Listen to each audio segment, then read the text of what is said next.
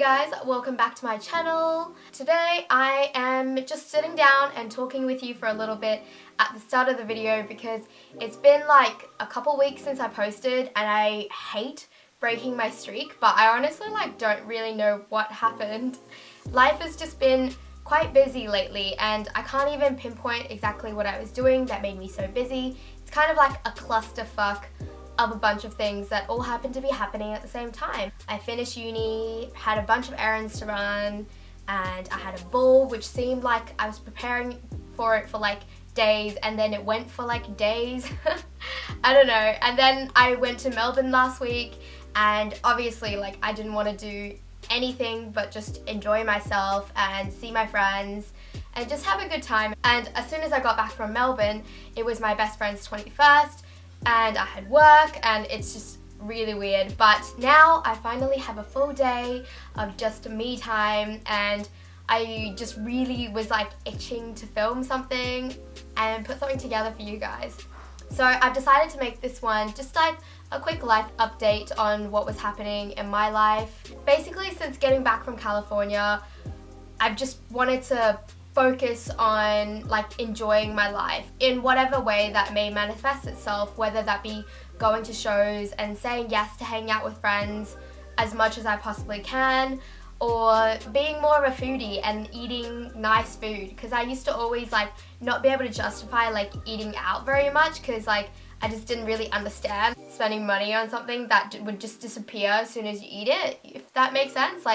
For me, material things were so much more tangible and meaningful, but now I've gone down a really different path to what I was on most of my life. I was always very materialistic and I still am, but I'm definitely trying to be less materialistic and focus on spending my money on experiences. And I know that sounds very cliche and stupid, but it's true. I really just want to spend my money on things I'm gonna look back on and think, holy shit, that really enriched my life and made it worth living. So yeah, that's what I've been doing with my life. With all that being said though, I have acquired a couple things, not too many. I haven't really been that into buying clothes lately. In the last couple months, I've been buying heaps of makeup, and I think that's because I'm thinking about carrying things in my luggage, and makeup takes less room and is, a lot lighter to carry, and it's not so bulky, whereas clothes take up so much room in the luggage. So my twisted kind of logic is buy more makeup when you feel like buying clothes, so then when you have to travel, you don't have to carry as much stuff, which is just really ridiculous, but that's the path my logic has gone down and I'm just rolling with it. So I've acquired heaps of makeup, and I think I will show you the makeup first and then I will show you the clothes that I bought and do a little lookbook at the end. So this video is gonna have a teeny bit of everything. So number one on my makeup wish list was a new eyeliner. I was previously using the Lime Crime one, which honestly I didn't like that much, but it got the job done. So I've been waiting for that one to run out so I could get some new eyeliners to try out. I also really want to get some cruelty-free makeup, so I want to start shopping exclusively cruelty-free when it comes to my makeup. So I did some research and had to look into some different brands, and I have 3 eyeliner options to show you that are cruelty-free and which I've tried out for the last couple days, and I really can't believe I haven't tried these out before because they're amazing. So the first one is the biggest cult classic out of the 3, I guess, and that is the Kat Von D Tattoo Eyeliner. I got this one in the colour Trooper, which is just the pitch black. I picked this up in Sephora in Melbourne and it is so good. It's not a felt tip brush, it is a brush tip. It's like a tiny little paintbrush which is soaked in, I guess, the eyeliner fluid, and this is fantastic. Lasts all day, seriously does not smudge, does not look any different than when I put it on in the morning. This is awesome. And the next eyeliner I have, it's like an exact dupe. I'm not even kidding, the packaging is exactly the same. If I weighed them, I reckon they would weigh exactly the same. There is literally no difference other than the writing on them. And this one is the Etude House Drawing Show Brush Liner. And I got this one in the colour brown because I already got the Kat Von D one in black, so I wanted to have a different colour to play around with. And this was like more than half the price and it's exactly the same. It has the exact same brush tip. I seriously reckon they were made by the same company and just had different brands printed on it. I did look up whether Etude House was cruelty-free, and the internet said that it is cruelty-free. However, they do use animal products.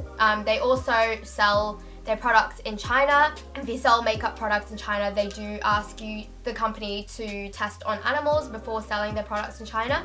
So I know the company does do that, but I think only for China.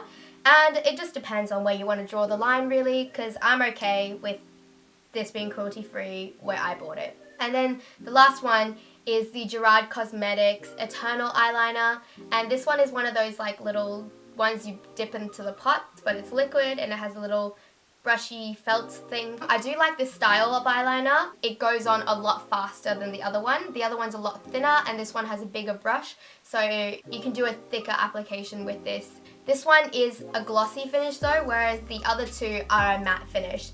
So yeah, depends on what you like. It doesn't really matter for me as long as it stays on and it's like pitch black. The next three things are from Colourpop. Of course, I made another order. When they had that like 25% or 20% off store-wide sale, I was like, how can I not? So I picked up these three. Two of them are highlighters and one of them is a blush. The blush is called Between the Sheets and it is such a beautiful, neutral, pinky, nudie, I don't know, it's just like the perfect blush color, for lack of a better way to put it. I'm wearing it on my face today and it's just so natural and so easy to apply. Like, there's something about the texture of these Colourpop cheek products that just makes me want to like touch it all day. The next two are highlighters and oh my god, I fucking love highlighters. I picked up these two in the color Wisp and Monster. Monster is really cool. I was really drawn to it because it has like a pink reflect. It's like a white base with an opalescent pink in it, and when I put it on my face it literally reflects light pink off my face. Wisp is just a classic gold one, straight up gold. The next thing I have, I feel like I should have bought years ago, and that is the Too Faced Natural Eyes palette. If you don't do eye makeup very often, or if you like don't know how to even begin doing eye makeup, this palette is the way to go. By the way, all these things I'm mentioning are cruelty free because like I said, I'm trying to change all of my makeup into cruelty free products. Too Faced is a awesome brand. The products are all just so fucking cute. This palette is just literally the perfect starter kit. There's no other way I can put it. Do some research, you will find that every single color you fucking need is in this palette for your eyeballs, and I've started doing eye makeup because of it. Like, just not much for every day, but yeah, it's like a step up for me. Like, I've never done eye makeup and now I'm kind of dipping my toes in the water, seeing what I can achieve. In my last video, I think I mentioned that I was depotting all my powdered makeup to put them into my Z palettes, which were arriving in the mail. Lo and behold, they finally arrived in the mail. It took like fucking 3 weeks or like a month or something. Maybe I was impatient and it felt like ages, but finally they came and I depotted all my makeup and now they look so pretty in my little Z palettes. I'm so happy with these. So in this one I've got an eyeshadow palette and a blush, and this one is just full of miscellaneous powder products that I have collected over the years. It's just so easy. When you look at it, you just see all your products and you see exactly which one you want to use for the day.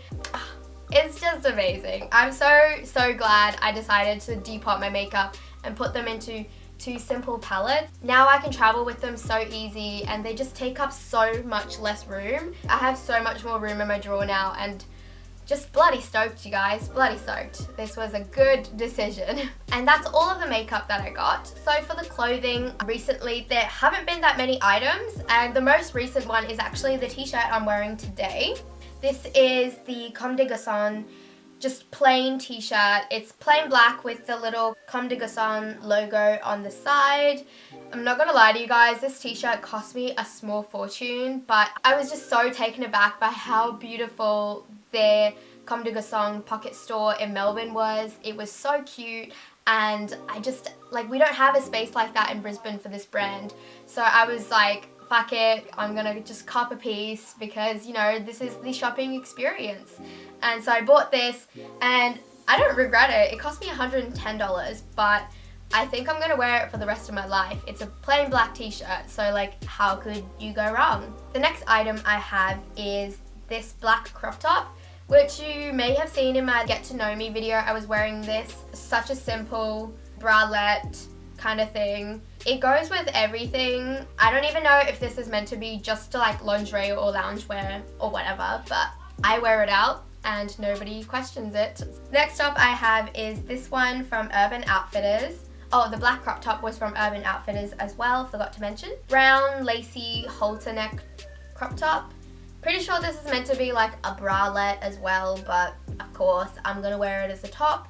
It has this beautiful lace detail around the neck. It looks very hippie and I love that. I don't know, I go through phases where I'm just like really into that like hippie look and I just want to be dressed in hippie flowy tie-dye shit all the time.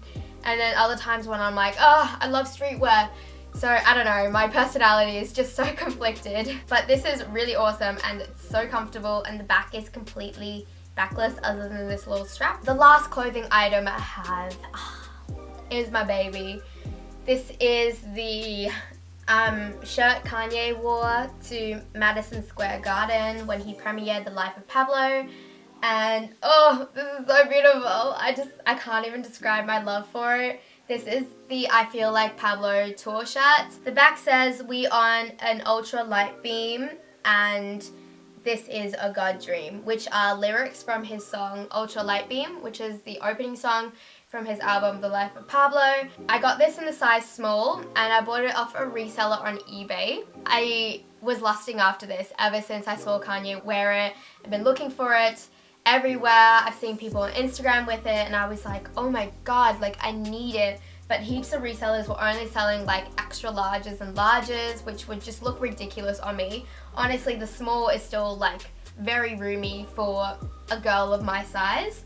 So I'm just so happy that I finally got it, and it's just brought so much joy to my life, honestly. And that concludes all the clothes that I bought. I'll just, yeah, leave you guys here and enjoy this little lookbook that I put together with my new items, and I'll see you guys next time. Bye.